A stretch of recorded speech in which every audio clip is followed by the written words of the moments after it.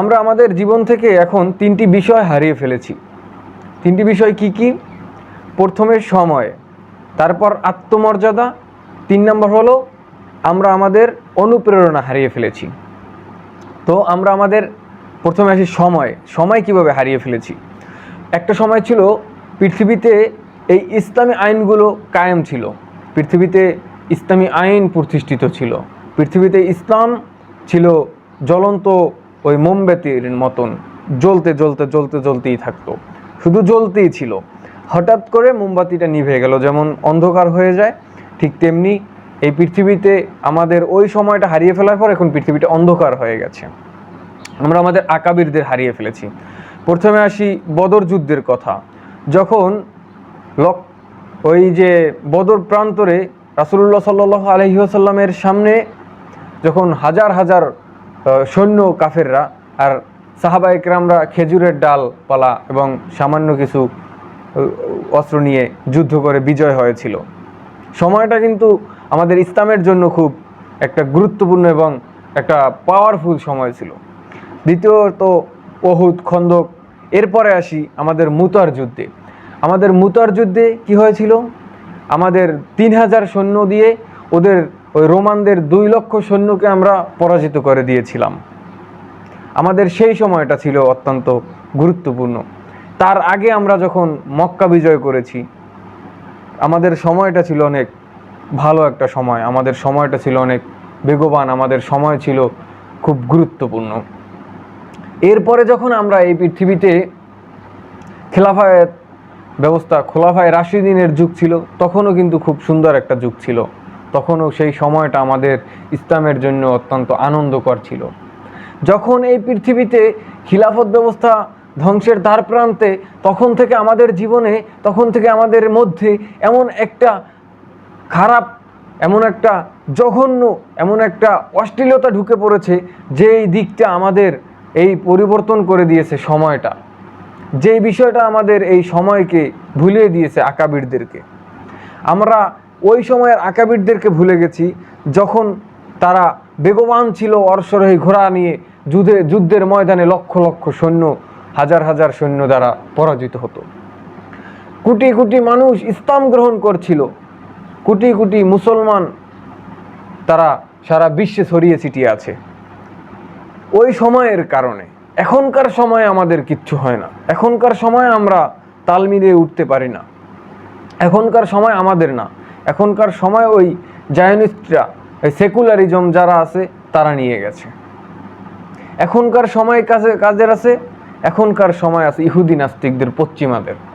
মুসলমানদের সময় চলে গেছে, আবার আসবে ভবিষ্যতে ইনশাআল্লাহ। এই যে আমরা সময় হারিয়ে ফেলেছি, তাতে আমরা ওই আমাদের আকাবিরদের ভুলে গেছি। এই যে আমরা সময় হারিয়ে ফেলেছি, তাতে আমরা ওই মহাকাব্য ভুলে গেছি।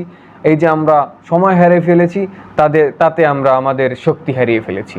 এখন আমরা স্বাধীনভাবে কথা বলতে পারি না, আমরা ইসলাম প্রচার করতে পারি না, কিন্তু তারপরও ইসলাম কখনো নুয়ে যায়নি, ইসলাম কখনো ধ্বংসের দ্বার প্রান্তে এসে পৌঁছায়নি, কিন্তু আমরা নিজেদেরকে ধ্বংসের দ্বার প্রান্তে নিয়ে এসেছি।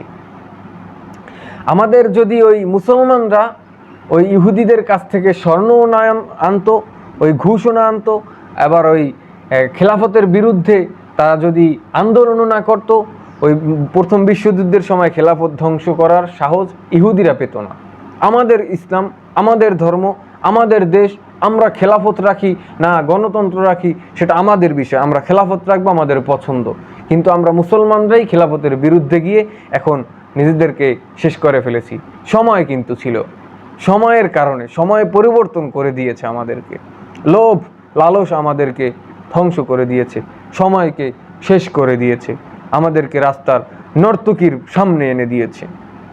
এরপর আসি আমাদের সময় গেল, এরপর আমাদের যে অনুপ্রেরণা, আমাদের অনুপ্রেরণা আমরা কিভাবে হারিয়ে ফেলেছি।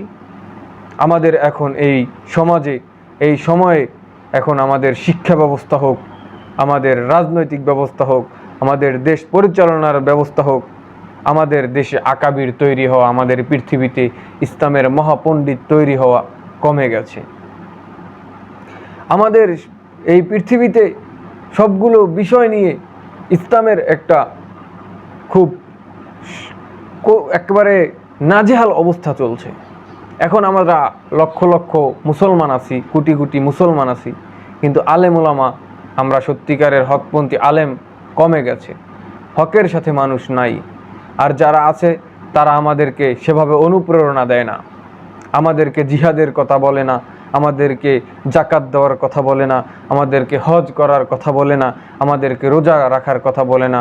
যা বলে এই দু একটা গল্প, দু একটা কেচ্ছা বলে, দু একটা ওই ফতোয়া দিয়ে, যেগুলো এই মানুষের জন্য, যেগুলো এই উম্মার জন্য ক্ষতিকর, সেগুলো নিয়ে তারা পড়ে থাকে। এই উম্মাকে তারা জিহাদের জন্য যোদ্ধা হিসেবে, এই উম্মাকে তারা শক্তিশালী মানুষ হিসেবে গড়ে তুলতে পারে না। ইমানকে শক্তি করে দেওয়ার মতন, অনুপ্রেরণা দেওয়ার মতন মানুষ এখন আর নেই। আমরা আমাদের আকাবিরদেরকে হারিয়ে ফেলেছি, আমরা আমাদের আকাবিরদেরকে এই পৃথিবী থেকে মুছে যেতে দেখেছি। তারা এখন ইতিহাস হয়ে গেছে। আর তারা ইতিহাস যে হয়ে গেছে, সেই ইতিহাস থেকে, সেই সময় থেকে আমরা এখন ছুটে চলে এসেছি। আমরা সেই ইতিহাসও পড়ার মতন সুযোগ পাই না, আমরা সেই ইতিহাসও এখন নিজেদের কাছে বলার মতন কোনো মানুষ পাই না। আমরা এখন কি করি? আমরা এখন পড়ি সেকুলারিজম, ডেমোক্রেসি, কমিউনিজম। আমরা এই ইহুদিতন্ত্র, গণতন্ত্র, রাজতন্ত্র, সমাজতন্ত্র, ক্রিমিনালিতন্ত্র, এগুলো নিয়ে পড়ে আছি। আমরা আমাদের সমাজ, আমরা আমাদের দেশ রাষ্ট্র, আমরা আমাদের ভবিষ্যৎ এভাবেই গড়ে তুলতে চাই। অর্থনৈতিকভাবে পুঁজিবাদী এই যে আমাদের জীবনকে ধ্বংস করে দিচ্ছে, সেগুলো আমরা বুঝছি না। আমরা সেকুলারিজম মতবাদের মধ্যে এসে নিজেদের যে কিভাবে ক্ষতি করেছি, আমাদের পড়ালেখায়, আমাদের জ্ঞান, আমাদের ইলেম সব কিন্তু উঠে গেছে। আজকে আমাদের ছোটবেলা থেকে আমাদেরকে শিক্ষা দেওয়া হয়, আমাদের ভুল শিক্ষা আমাদেরকে শিক্ষিত করা হয়। আমরা যারা এই ভালো ভালো মাদ্রাসায় যারা পড়ালেখা করতে পেরেছি তারা ভিন্ন, কিন্তু এই যে স্কুল কলেজ এগুলোতে যে কি পরিমাণে নাফারমানদের জীবনী পড়ানো হয়, কি পরিমাণে ইহুদিদের জীবনী পড়ানো হয় তারাই জানে। কোনো আকাবিরদের জীবনী তো পড়ানো হয় না, কোনো আকাবিরদের ইতিহাস তো জানানো হয় না, কোনো যুদ্ধের কথা তো আমাদের বলা হয় না, আমাদের সেই বেগবান ইতিহাস তো আমাদেরকে শোনানো হয় না। আপনি মুতার যুদ্ধে যদি একটা মানুষকে বলেন, তার ইমানি চেতনা এমন পরিমাণ বৃদ্ধি পাবে, সে নিজেকে, জীবনকে আল্লাহর জন্য প্রস্তুত করে দিবে যে না, আমার পূর্বপুরুষরা, আমার আকাবিররা মাত্র 3000 সৈন্য নিয়ে 2 লক্ষ রোমান সুসজ্জিত যোদ্ধার সামনে কিভাবে বিজয় করে নিয়ে এসেছে। আমরাও তো তাদের বংশধর, আমরাও তো তাদেরই লোক, আমরা তো তাদের ধর্মেই, আমরা কেন পারবো না? এভাবে একটা অনুপ্রেরণা আসে, কিন্তু এই অনুপ্রেরণা আমরা এখন আর পাই না। সেই অনুপ্রেরণা আমাদের দেওয়ার মতন লোক এখন নাই, আমাদের দেওয়ার মতন কিতাব এই পৃথিবী থেকে ওই ইহুদিবাদীরা উঠিয়ে নিয়েছে, সেগুলো গায়েব করে দিয়েছে। সেই ইতিহাসকে আমাদের সামনে আনা, সেই ইতিহাসকে আমাদের সামনে পরিচালনা করা, বলা এখন খুব কঠিন একটা বিষয় হয়ে গেছে। আমরা যদি নিজেদেরকে ইমানি দায়িত্ব হিসেবে, আমরা যদি নিজেদেরকে ইমানি একটা ভালো পজিশনে নিয়ে যেতে চাই, সেটা আমাদের খুব কঠিন বিষয় হয়ে যাবে। কিন্তু আমাদেরকে অনুপ্রেরণা দেওয়া হয় কোনটা? নাচ গান করার, শিল্পী হবার, আমাদেরকে অনুপ্রেরণা দেওয়া হয় নায়ক হবার। দেখেন না, সোশ্যাল মিডিয়ায় ঢুকলে এখন শুধু চলে কি, কোন নায়ক কি করলো, কোন নেতা কি করলো, কোন নায়িকা কি করলো, এগুলো চলে। রাস্তার নর্তকীরা কি করলো, রাস্তার নষ্টা ছেলেমেয়েরা কি করলো, সেগুলো জেনে আমাদের কি লাভ? আমাদের আকাবিররা কি করে গেছে সেগুলো আমাদের জানা দরকার। আমাদেরকে অনুপ্রেরণা দেওয়া হয় এখন মোবাইল থেকে, ল্যাপটপ থেকে, কম্পিউটার থেকে আমাদেরকে অনুপ্রেরণা দেওয়া হয়। এই অনুপ্রেরণা তো আমাদের দরকার নেই। আমাদের দরকার হলো আমাদের ইসলামের অনুপ্রেরণা, আমাদের আকীদার অনুপ্রেরণা, আমাদের জিহাদের অনুপ্রেরণা, আমাদের হজের অনুপ্রেরণা, সালাতের অনুপ্রেরণা, কালিমার অনুপ্রেরণা, নামাজের অনুপ্রেরণা। এগুলো আমাদের দরকার, কিন্তু আমাদেরকে সেগুলো দেওয়া হয় না। আমাদেরকে দেওয়া হয় কিভাবে আমরা নায়ক হব, নায়ক হলে কি হবে, অনেক মানুষ আসবে, অনেক মানুষ তোমার সাথে সেলিব্রিটিভাবে তুমি লাইফ এনজয় করতে পারবা, তুমি নারীদের সাথে আড্ডাবাজি করতে পারবা, মদ পান করতে পারবা, ইত্যাদি ইত্যাদি আমাদেরকে অনুপ্রেরণা দেওয়া হয়, আমাদের সামনে তুলে ধরা হয়। সেগুলো দেখে আমরা অনুপ্রেরিত হই। আমরা সেগুলো দেখে আমরা নিজেরা টিকটক করতে ঝাঁপিয়ে পড়ি, নিজেরা আমরা অনলাইনে নাটক করতে, বিভিন্ন অ্যাক্টিং করতে আমরা ঝাঁপিয়ে পড়ি। আমরা উলঙ্গ হয়ে যাচ্ছি, উলঙ্গ হয়ে আমাদের মা বোনরা এখন নিজেদেরকে সেইভাবে তৈরি করছে। আমাদেরকে এভাবে অনুপ্রেরণা দেওয়ার কথা ছিল না। আমাদেরকে অনুপ্রেরণা দেওয়ার কথা ছিল আমাদের বিভিন্ন যুদ্ধের কথা, বিভিন্ন সিরাত, বিভিন্ন হাদিস, বিভিন্ন কুরআনের ব্যাখ্যা জেনে আমাদেরকে সেভাবে নিজেদের ইমানিভাবে তৈরি করা। কিন্তু আমরা সেভাবে তৈরি হতে পারিনি। আমরা নিজেদের সময়কে, নিজেদের আত্মীয় স্বজন সবগুলোকে বিকৃত করে দিচ্ছে কারা? ওই পশ্চিমা সভ্যতা। পশ্চিমা বলতে আমরা এখন শুধু ওই পশ্চিমা উপমহাদেশে বা পশ্চিম দিকে যারা আছে তাদেরকে ভাবি। পশ্চিম দিকে যারা আছে তারা আসলে পশ্চিমা না।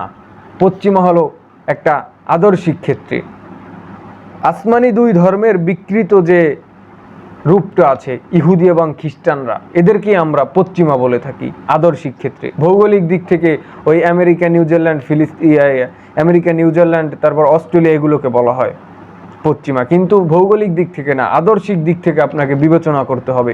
আদর্শিক দিক থেকে এই যে ইহুদি এবং খ্রিস্টান, অর্থাৎ আসমানি দুই কিতাবের যে বিকৃত একটা ধর্ম, এই ধর্মকে পশ্চিমা বলা হয়। এই পশ্চিমাদের কাছে আমরা নিজেদের অনুপ্রেরণা নিয়েছি, যার ফলে আমরা নিজেদেরকে ধ্বংসের দ্বার প্রান্তে নিয়ে এসেছি। এরপর আসি আত্মমর্যাদা। আত্মমর্যাদা আমরা কিভাবে নষ্ট করে ফেলেছি, হারিয়ে ফেলেছি। আমাদের ইসলামের কথা ছিল আমরা সুদ ঘুষ ছেড়ে চলবো। আমাদের ইসলামের কথা ছিল আমরা পর্দা করে চলবো।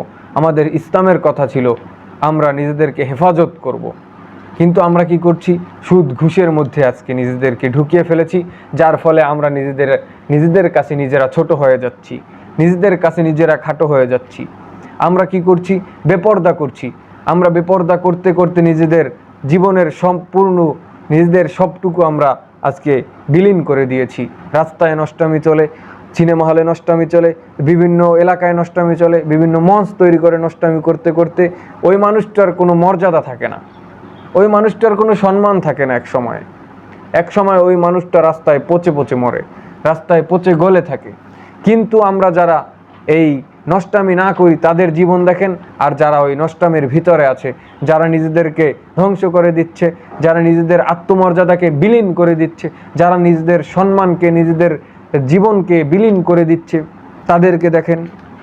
তারা নিজেদেরকে যেভাবে উদযাপন করতে পারে, আমরা যেভাবে পারি না, কিন্তু তাদের জীবনে কিন্তু শান্তি নাই। একটা মেয়ে কতটা বেলাহাজ হলে রাস্তায় 10টা 20টা 50টা মানুষের সামনে নাচ গান করতে পারে? একটা মেয়ে কতটা নর্তকীর মতন হলে, কতটা অশ্লীল হলে ওই মঞ্চে উঠে হাজার হাজার মানুষের সামনে নাচ গান করতে পারে? একটা মেয়ে কতটা খারাপ মা বাবার তৈরি হলে, জন্মের হলে ওই 50,000 60-70 হাজার মানুষের সামনে গান গেয়ে নিজেকে দুলিয়ে মুলিয়ে এই মানুষের সামনে প্রমাণ করতে পারে নিজে একটা নষ্টা, যেটা আল্লাহ কখনো পছন্দ করেন না, সেগুলো করতে পারে একটা মুসলমানের কন্যা হয়ে। এখন তো আপনারা আবার কি করছেন? এই বোকরা নিয়ে বের হয়েছেন। এখন তো আপনারা বোকরা নিয়ে নষ্টামি করছেন, বোকরা নিয়ে টিকটক, ইউটিউবে আপনারা বিভিন্ন নষ্টামির ভিডিও করছেন। আপনাদের কি কোনো লজ্জা শরম কিচ্ছু নাই? আপনাদের কি মা বাবার কোনো শিক্ষা নাই? আপনাদের কি পরিবারের কোনো বংশগত মর্যাদা নাই? আপনারা নিজেদের মর্যাদা নষ্ট করছেন নাকি পরিবারের মর্যাদা নষ্ট করছেন? বেলাহাজ হয়ে গেছেন। রাস্তার নর্তকীরাও তো নষ্টামি করে, বোকরা ভরে করে না। রাস্তার নর্তকীরাও তো এই বোকরা ছাড়া করে। আপনি সুন্দর একটা মুখোশ দিচ্ছেন, আপনি সুন্দর একটা নিকাব পরছেন, আপনি সুন্দর একটা কালো বোকরা পরছেন, মাশাআল্লাহ, আপনাকে অনেক চমৎকার লাগছে। কিন্তু আপনি ভিতরে ভিতরে এত পরিমাণ নষ্ট হয়ে গেছেন, এত পরিমাণ খারাপ হয়ে গেছেন যে আপনাকে একটা রাস্তার কুকুর দেখলে আপনার গায়ে হিসু করতেও চাইবে না। আপনি এত পরিমাণ নষ্ট হয়ে গেছেন। আপনি কি জানেন, আপনি যখন পর্দার আওতায় আসেন আপনাকে কত সুন্দর লাগে? আল্লাহ রাব্বুল আলামিন বলেছেন, যালিকা আদনা আইয়া আরাফনা ফালা ইউযাইন। যখন আপনি পর্দা করবেন, যখন তুমি পর্দা করবা, তখন তোমাকে চিনতে সহজ হবে যে তুমি মুসলমানের বাচ্চা, তুমি কোনো নাফরমানের বাচ্চা না। তারপরেও তুমি পর্দা করছো না। আবার যখন তুমি পর্দা করবা তখন তুমি বুঝবে এটা যে মুসলমানের কন্যা, তখন তোমাকে উত্ত্যক্ত করা হবে না। তোমার হেফাজতকে রক্ষা করার জন্য আল্লাহ তাআলা এই পর্দার বিধান নাজিল করেছেন। যালিকা আদনা আইয়া আরাফনা ফালা ইউযাইন। একটু গবেষণা করো পর্দা কেন দিয়েছে। তোমাকে পর্দা দেওয়া হয়েছে, তুমি এখন সেই পর্দা করে নষ্টামি করছো, নাউজুবিল্লাহ। কত পরিমাণ বেলাহাজ তুমি মা, কত পরিমাণ বেলাহাজ তুমি বোন, কত পরিমাণ বেলাহাজ হয়ে গেছো তুমি। তোমার কি লজ্জা শরম কিচ্ছু নাই? তোমার কি বাবা মা, এই পরিবার সমাজ, কারো কোনো আত্মীয় স্বজনের সম্মান রক্ষার কোনো দায়িত্ব নাই? তুমি পর্দা করে বোকরা পরে সুন্দরভাবে তুমি হাত মোজা পা মোজা পরে তুমি এই যে রাস্তায় নষ্টামি করে বেড়াচ্ছ, তোমার কি মনে করছো ধরার মতন কেউ নাই? তোমাকে ছেড়ে দেওয়ার মতন যেমন অনেক লোক আছে, ধরার মতন উপরওয়ালা আছে। উপরওয়ালা তোমাকে কখনো ছেড়ে দিবে না। উপরওয়ালা কখনো তোমাকে এই নষ্টামির ফল না ভোগ করে এই জান্নাত দিবে না। তুমি কেমনে যাবা? কেমনে আল্লাহর রাসূলের সামনে দাঁড়াবা? তোমার কি আমার রাসূলের জন্য একটুও মায়া হয় না? তোমার কি আমার রাসূলের জন্য একটুও কষ্ট হয় না? যে রাসূল তার জীবনটা ব্যর্থ করে দিয়েছেন, জীবনটা তিনি তুলো করে দিয়েছেন, জীবনটা পুরো নষ্ট, একেবারে নিচে নিয়ে এসেছেন, যার জীবন তিনি পারলে, তিনি চাইলে, তিনি করলে রাজার থেকেও বড় রাজা, মহারাজার থেকেও মহারাজার মতন তিনি পালন করতে পারতেন। তিনি এই দুনিয়াবী জীবনযাপন গ্রহণ করেননি। তিনি আল্লাহর আইন প্রতিষ্ঠার জন্য, তিনি আল্লাহর দিন প্রতিষ্ঠার জন্য এই পৃথিবীতে কি না করে গেছেন তোমার আমার জন্য। এখনো সে রওজায় বসে কান্নাকাটি করছেন আমাদের জন্য। কিয়ামতের দিন তিনি আল্লাহর কাছে কান্নাকাটি করবেন আমাদের জান্নাতে দেওয়ার জন্য। তুমি আমি মরে গেলে তোমার কি, তুমি মরে গেলে আমার কি? আমার তো কিছু যায় আসে না, কারণ আমি তোমাকে ভালোবাসি না। আমি তোমাকে ভালোবাসি না, তুমি আমাকে ভালোবাসো না। আমি মরে গেলে, আমি জাহান্নামে গেলে, আমি যেখানে ইচ্ছা সেখানে গেলে আমার কিচ্ছু না, তোমারও আমি যেখানে যাই কিচ্ছু না। কিন্তু আমার রাসূল, তিনি আমাদেরকে কেন এত ভালোবাসেন এইটা তো একটু বুঝবা। তিনি তায়েফের রক্ত ঝরিয়েছেন, তিনি উহুদের রক্ত ঝরিয়েছেন, তিনি 3 বছর ওই ঘর থেকে বের হতে পারেননি, তাকে কুরাইশরা আটকে রেখেছিল। তিনি নিজের দেশ ছেড়ে চলে গেছিলেন, তিনি নিজের ভূমি ছেড়ে চলে গেছিলেন, যেখানে তিনি জন্ম হয়েছেন, বেড়ে উঠেছেন, যেখানে তার সমস্ত আত্মীয় স্বজন, তা ছেড়ে তিনি চলে গেছিলেন ওই মক্কা থেকে মদিনায়। তুমি তার জন্য একটু মায়া করবা না? তুমি তার সাথে নাফরমানি করতে পারো? তুমি তার সিরাতটা একটু জানো, তার জীবনটা একটু শোনো। যিনি তোমার জন্য, তোমার দিন তোমাকে একটু সুন্দরভাবে জান্নাতে পৌঁছে দেওয়ার জন্য এত কষ্ট করে গেছেন, আর তুমি সেই ইসলামের মধ্যে থেকে আমার এই আত্মমর্যাদা নষ্ট করে ফেলছো। আত্মমর্যাদা নষ্ট হয়ে যায়নি, আত্মমর্যাদা এখন বর্তমানে নষ্ট করছো। আগে যে 2টা বিষয় বলেছিলাম, সময়, অনুপ্রেরণা, ও দুটো চলে গেছে, কিন্তু আত্মমর্যাদা এখনো আছে। আত্মমর্যাদা তুমি বিলীন করে দিচ্ছ। 3টা বিষয়ের 2টা বিষয় আগে চলে গেছে, ওটা সম্ভব না। কিন্তু এখন একটা বিষয় আছে, যেটা তুমি পারলে, যেটা তুমি করলে তোমার জীবন সফল হবে। এই একটা বিষয় তুমি করো, নিজের আত্মমর্যাদাটা রাখো, রাসূলের ভালোবাসা, আল্লাহর দিন রাখো। রাসূলের দিন, রাসূলের কায়েম করা দিন তুমি পেয়ে তুমি সেখানে অশ্লীলতা করে বেড়াচ্ছ। পর্দা খুব বিশাল একটা বিষয়। পর্দা করলে আপনার অনেক বড় ক্ষতি হয়ে যায়। আপনি যদি পুরুষদের সামনে না যান, আপনার অনেক বড় ক্ষতি হয়ে যায়। কেন? আপনি কি রাস্তার কুকুর যে আপনার আরো 10টা কুকুরের সামনে মিশতে হবে? আপনি তো নারী, আপনি তো খুব মহামূল্যবান একটা জিনিস। আপনার তো রাস্তায় বের হওয়ার কথা ছিল না, আপনার তো ঘরে থাকার কথা ছিল। আপনি তো জান্নাত পেয়ে যাবেন, খুব সহজে জান্নাত পেয়ে যাবেন না। আপনি 4টা কাজ করলে, আপনি যদি স্বামীর খেদমত করেন, আপনি যদি নিজের যৌনাঙ্গের হেফাজত করেন, আপনি যদি পর্দা করে চলেন, আরেকটা কি যেন আমার এই মুহূর্তে খেয়াল আসছে না, 4টা বিষয় করলে আপনি জান্নাতে চলে যেতে পারবেন। আপনি জান্নাতে চলে যাওয়া খুব সহজ বিষয়। 4টা জিনিস করলে আপনি জান্নাতে চলে যেতে পারবেন। এই বিষয়গুলো আপনাকে জানতে হবে। আপনি এই যে নিজের আত্মমর্যাদাটাকে নষ্ট করছেন, এটা ঠিক না। এটা কিন্তু আপনার জন্য পরবর্তীতে খুব খারাপ একটা বিষয় হয়ে দাঁড়াবে। আপনার সন্তানের জন্য, আপনার বংশের জন্য, আপনার এই প্রতিষ্ঠানের জন্য হোক, বা আপনার এলাকার জন্য হোক, আপনার সমাজের জন্য হোক, রাষ্ট্রের জন্য হোক, আপনি করবেন, আরেকজন করবে, দেখা দেখি পুরো জাতিটা ধ্বংস হয়ে যাবে। আপনি এখনো সময় আছে, ঠিক হয়ে যান। আপনি বিশ্বাস করেন আপনার এর দ্বারা সওয়াব হবে, আপনি সুখে থাকবেন, শান্তিতে থাকবেন, আপনি সুখে স্বাচ্ছন্দ্যে আপনার সন্তান, আপনার স্বামী নিয়ে বসবাস করতে পারবেন। আপনার ভিতর যদি আল্লাহর রহমত চলে যায়, আপনার ভিতর থেকে যদি আল্লাহ ভালোবাসা চলে যায়, তাহলে আপনি এই দুনিয়ায় শান্তি পাবেন না, আখেরাতে তো পাবেনই না। রাস্তার নর্তকী হয়ে না, একজন আল্লাহ ওয়ালা হয়ে বাঁচেন। রাস্তার ওই নোংরা চরিত্রের মানুষ হয়ে না, একজন ভালো মুমিন হয়ে বাঁচেন। রাসূলের আদর্শ আপনার ভিতরে আনেন, প্রতিটা জীবন আপনার সফল হবে। আপনি যদি ঠান্ডা মাথায় একটু চিন্তা করেন, এই দুনিয়ায় আপনি কিছুই না। সুতরাং আসেন, এখনই সময়, এখনই দিন, এখনই রাত, এখনই সব, এখনই আপনি শুরু করেন তওবা করা। আত-তাওবাতু ইলাল্লাহি জামিআন ইয়া আইয়ুহাল মুমিনুন লাআল্লাকুম তুফলিহুন। তওবা করেন, তওবা করেন, সফল হয়ে যাবেন। আস্তাগফিরুল্লাহ, আস্তাগফিরুল্লাহ। তওবা করেন, সফল হয়ে যাবেন, সব কিছু পরিবর্তন হয়ে যাবে।